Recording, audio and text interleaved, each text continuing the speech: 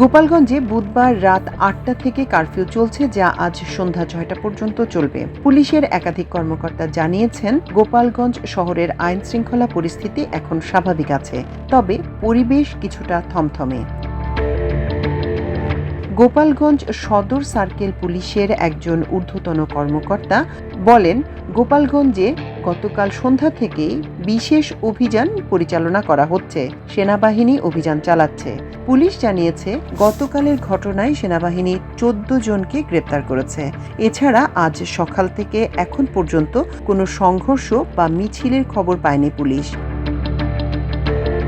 গোপালগঞ্জে জাতীয় নাগরিক পার্টি এনসিপির পদযাত্রা ঘিরে গতকাল বুধবার দিনভর দফায় দফায় হামলা, সংঘর্ষ, ভাঙচুর ও অগ্নিসংযোগের পর রাত থেকেই চলছে কারফিউ। আতঙ্ক উৎকণ্ঠার রাত পেরিয়ে আজ বৃহস্পতিবার সকালে সেখানে থমথমে পরিবেশ বিরাজ করছে। তবে কারফিউয়ের মধ্যেও সড়কে সড়কে দেখা গেছে মানুষের উপস্থিতি।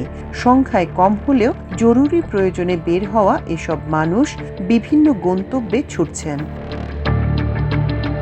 সকাল 10টা পর্যন্ত সড়কে পুলিশ ও আইন শৃঙ্খলা রক্ষাকারী বাহিনীর তেমন কোনো উপস্থিতি চোখে পড়েনি। জাতীয় নাগরিক পার্টি এনসিপির জুলাই পদযাত্রা ঘিরে গতকাল দিনভর দফায় দফায় হামলা, সংঘর্ষ, ভাঙচুর, অগ্নিসংযোগ ও ককটেল বিস্ফোরণের ঘটনা ঘটে। আওয়ামী লীগ ও নিষিদ্ধ ছাত্রলীগের নেতাকর্মীরা এসব হামলা চালিয়েছেন। হামলাকারীদের সঙ্গে আইন শৃঙ্খলা রক্ষাকারী বাহিনীর সংঘর্ষে 4 জন নিহত এবং অন্তত 9 জন গুলিবিদ্ধ সহ অর্ধশতাধিক ব্যক্তি আহত হন। আজ সকালে শহরের বিভিন্ন রাস্তা ঘুরে দেখা গেছে, এখনও পড়ে আছে ইটপাটকেল, বাঁশ সহ যান চলাচলে নানা প্রতিবন্ধক সামগ্রী।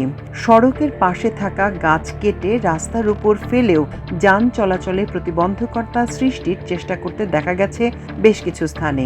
আবার সড়ক মহাসড়কে থাকা বিভিন্ন তোরণ ভেঙে ফেলায় রাস্তার উপর সেগুলো যান চলাচলে প্রতিবন্ধকতা সৃষ্টি করছে। সড়কে গ্রাম পুলিশ ও পরিচ্ছন্নতা কর্মীদের দেখা গেছে।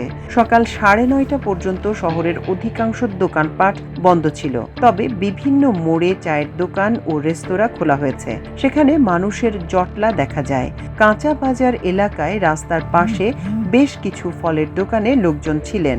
এদিকে কারফিউয়ের কারণে স্থানীয়ভাবে বাস চলাচল বন্ধ রয়েছে, তবে ঢাকা সহ দূরপাল্লার যানবাহন চলছে স্বাভাবিকভাবেই।